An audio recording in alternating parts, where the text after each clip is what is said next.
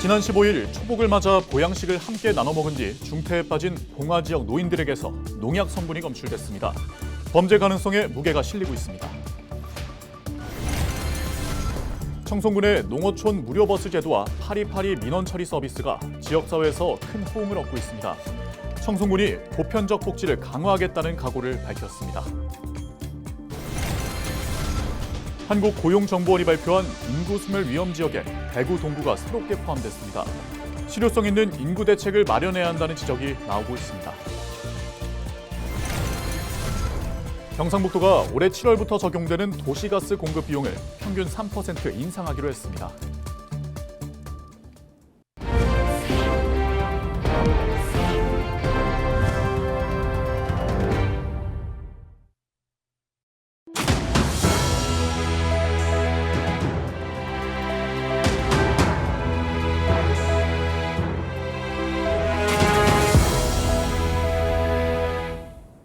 시청자 여러분 안녕하십니까? 헬로티비 대구 경북 뉴스입니다. 지난 15일 초복을 맞아 봉화군의 한 식당에서 보양식을 함께 먹은 경로당 회원 중 4명이 중태에 빠졌습니다. 처음에는 식중독으로 의심됐지만 검사 결과 이들의 위 세척액에서 농약 성분이 검출되며 범죄 가능성에 무게가 실리고 있습니다. 이들은 식사 후 경로당에서 함께 커피를 마신 것으로 알려져 경찰이 수사에 속도를 내고 있습니다. 서희동 기자입니다. 평소 같으면 어르신들이 모여 있어야 할 경로당 문이 굳게 닫혔습니다. 출입을 통제한 경찰만이 수사를 펼치고 있습니다. 봉화군의 한 경로당 회원 41명이 보양식을 함께 먹은 후 4명이 쓰러져 중태에 빠졌습니다. 모두 같은 테이블에서 식사한 어르신들로 총 5명이 한 테이블에 있었던 것으로 알려졌습니다. 당시 국물이 없는 오리 불고기와 오이, 깻잎 등의 채소 반찬을 먹었고 술이나 음료수는 전혀 마시지 않았습니다. 다만 경찰은 이들이 식사 이후 경로당으로 이동해 커피를 마셨다는 진술을 확보했습니다. 원래 이 어른들이 진짜 건강 지킨다고 술, 커피도 복식하다 먹는 분이지 않는. 식사를 마친 후 취미 활동을 즐기러 갔던 2명의 어르신은 운동을 시작하기도 전에 호흡이 가빠지고 근육 경직 등의 증상이 발생했습니다. 한 명은 심정지 상태까지 왔고 응급처치 후 맥박과 호흡이 돌아왔지만 의식을 잃었습니다. 나머지 한 명 역시 중태에 빠졌고 1시간쯤 후에는 경로당에 있던 다른 어르신도 전신마비로 병원에 이송됐습니다. 다음 날인 16일 오전에는 다른 노인 한 명에게도 같은 증상이 발생했습니다. 17일 오후까지 4명 모두 의식을 잃고 중환자실에서 치료를 받고 있습니다. 처음에는 식중독 증상을 의심했지만 검사 결과 이들의 위 세척액에서 살충제 성분이 검출돼 경찰은 의도적으로 저지른 범죄일 가능성이 큰 것으로 보고 있습니다. 이들이 함께 식사한 식당은 경로당 회원들이 평소에 자주 찾은 곳은 아니었습니다. 1년에 한두 번이지. 1년에 한두 번이면 그럼 뭐처럼 우리 좋은 거 먹는다고 그거 같이. 그러니까 별 인연도 없는 식당이다. 없어요. 인연도 없어요. 전혀 없어요. 그 식당하고 나하고 관련이 없는 것 같아요. 식당 내부에는 CCTV가 없어 경찰은 식당에 드나든 사람과 주변인들을 중심으로 용의자를 추적하고 있습니다. 또 쓰러진 이들이 함께 커피를 마신 경로당의 현장 감식도 진행했습니다. 쓰러진 주민 4명은 경로당 회장과 부회장, 회원 2명으로 평소 친밀한 사이였던 것으로 알려졌습니다. 헬로티비 뉴스 서희동입니다. 윤경희 청송군수가 민선 8기 취임 2주년을 맞아 LG 헬로비전과의 대담을 통해 후반기 군정 운영 계획을 밝혔는데요. 농어촌 무료버스 제도와 파리파리 민원 서비스 등 보편적 복지를 강화하고 사과 주산지로서 농업 생산성을 높이는 데 힘을 쏟겠다는 계획입니다. 이하영 기자가 정리했습니다. 전국에서 처음으로 시행한 청송군의 농어촌 무료버스 제도가 지역사회에서 큰 호응을 얻고 있습니다. 나이와 소득, 주소지와 관계없이 청송을 찾아온 사람이라면 누구나 버스를 무료로 이용할 수 있어 버스 이용객 수가 30%나 늘었습니다. 특히 노인 인구가 40%를 차지하는 청송의 특성상 고령층의 이동권을 보장해 활동성이 높아진 만큼 육체적, 정신적 건강 증진은 물론 지역 경제 활성화에도 도움이 되고 있다는 평가입니다.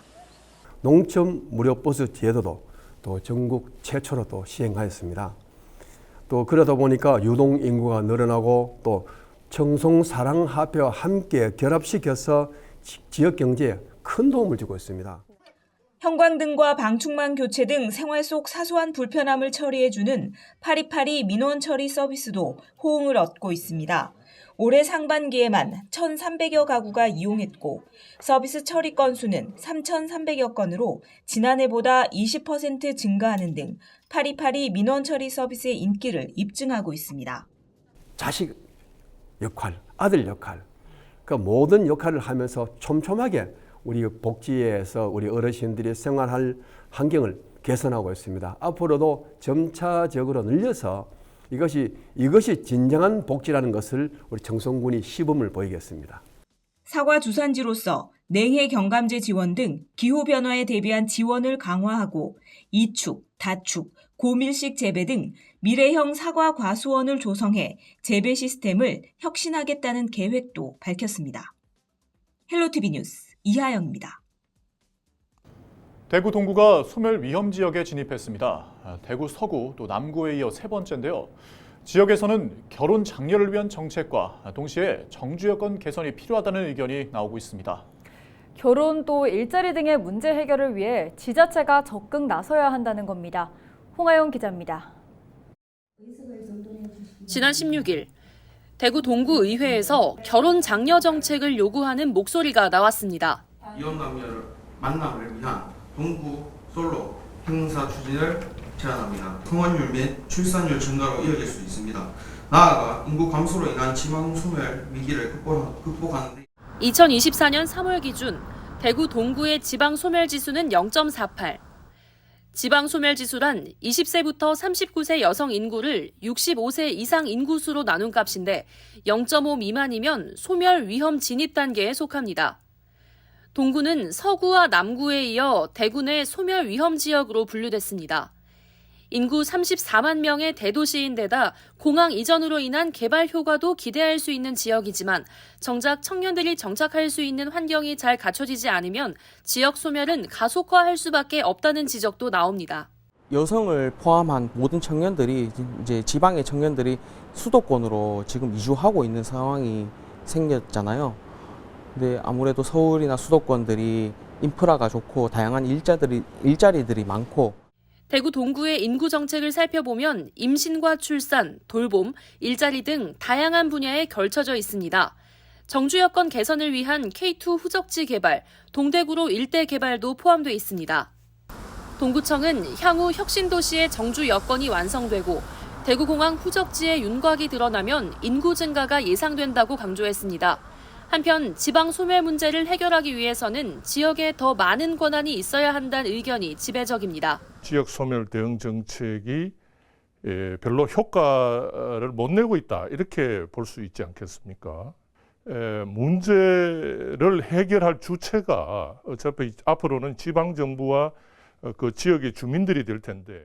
갈수록 인구는 줄어들고 소멸 위험 지역도 과거 원도심에서 점차 신도심까지 확산되고 있는 가운데 지자체만의 고민이 아닌 정부 차원의 정책이 시급하다는 주장이 힘을 얻고 있습니다.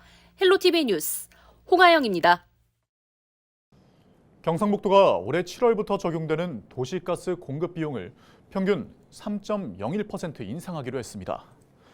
경북도는 16일 개최한 물가대책위원회에서 도시가스 회사 공급 비용 산정 기준에 따라 토론한 결과 원자재값 상승 등을 반영해 합리적으로 인상액을 결정했다고 밝혔습니다. 이에 따라 4.47% 인상되는 안동권역은 가정용 월 평균 사용량인 2228메가줄 기준으로 360원가량 높아질 것으로 보입니다. 반면 경주권역은 0.85% 인하돼 월 평균 사용량 기준으로 50원 줄어듭니다.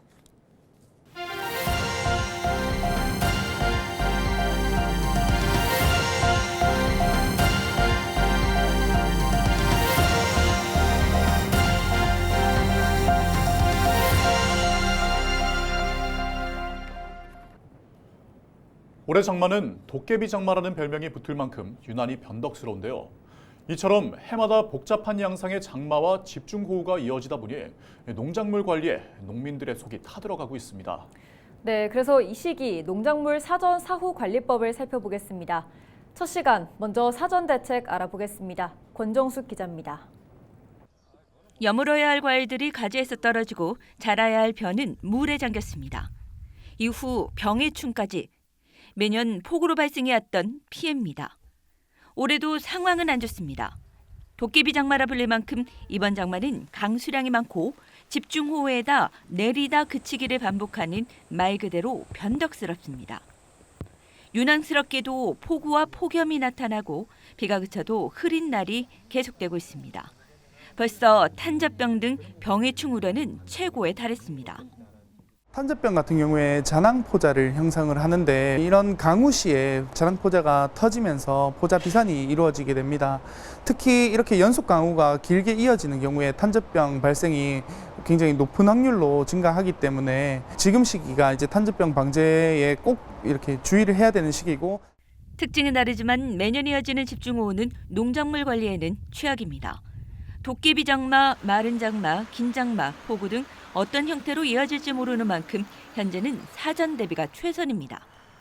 과수원은 웃자랑 가지는 자르고 해가 난다면 병해충 방제도 틈틈이 해야 합니다. 채소들은 지주를 세워 쓰러짐을 방지합니다. 스마트팜과 같은 시설에서는 온도와 습도 조절에 신경 써야 합니다. 가장 중요한 것은 배수입니다. 비가 지속적으로 올 경우에는 과일 같은 경우에 당도가 떨어질 수도 있고, 그다음에 토사 유입 때문에 이제 나무가 쓰러질 수도 있는데요. 물이 계속 차 있었다 보니까 뿌리 쪽에 그 수분이 과하게 있거든요. 그런 부분을 해소시켜 줘야 되는 부분이 있습니다.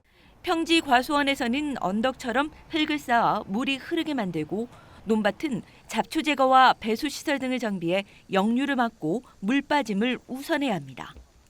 사전에는 반드시 비가 많이 온다고 생각을 하시고 배수로 정비를 하고 배수로 인근 잡초라든지 그런 부분을 반드시 제거하여야지 피해를 최소화할 수 있습니다. 이상 기온에 해마다 복잡한 양상을 보이는 집중호우까지 사전 대비와 사후 대처만이 하나의 농사 피해를 최소화할 수 있습니다. 헬로티비 뉴스 권정숙입니다. 경주 국립공원 토암산 일대 세 곳에서 땅 밀림 현상이 나타나고 있는 것으로 알려졌습니다. 환경단체 녹색연합은 경주 대형 산사태 대책보고서에서 토암산과 무장산, 함월산 등 73곳의 산사태가 발생했고, 경주시 황용동 2곳과 문무대학면 1곳에서 땅 밀림 현상이 나타나고 있다고 밝혔습니다. 얼마 전 토암산 일대에서 산사태가 발생해 국보 석굴암도 위험에 처했다는 지적이 나오자 녹색연합과 경주국립공원 사무소, 국립산림과학원이 산림청과 경주시의 협조를 받아 조사했습니다. 땅 밀림은 땅속에 물이 차면서 땅이 비탈면을 따라 무너지는 현상으로 산사태보다 100배 이상의 위력을 지니고 있습니다. 녹색연합은 해당 지역 인근에 지방도와 마을이 있어 대규모 산사태가 나면 큰 피해가 우려된다며 산사태 취약지구 지정을 요구했습니다. 지난 5월 예천에서 열린 현대 양궁 월드컵 이후 예천을 방문하는 국내외 선수단이 늘고 있습니다. 이달 초 말레이시아 양궁 올림픽 대표팀이 진호 국제 양궁장에서 특별 전지 훈련을 실시했고, 인도네시아 서자바주 체육회 양궁팀이 이달 말까지 훈련을 실시합니다. 그 밖에 중국 사천성 대표팀, 중국 생활체육 양궁팀 등도 예천에서 훈련하며 예천군청 문형철 감독과 장용호 코치에게 지도를 받고 있습니다. 영주시와 영천시, 청도군 등 지방소멸 위기에 처한 23개 지자체와 한국철도공사, 한국관광공사 등이 철도 관광 활성화를 위한 업무 협약을 맺었습니다. 이들 기관은 인구 감소 지역의 관광 명소를 할인된 철도 운임으로 방문할 수 있는 다양한 관광 상품을 함께 개발해 다음 달 1일부터 판매하기로 했습니다.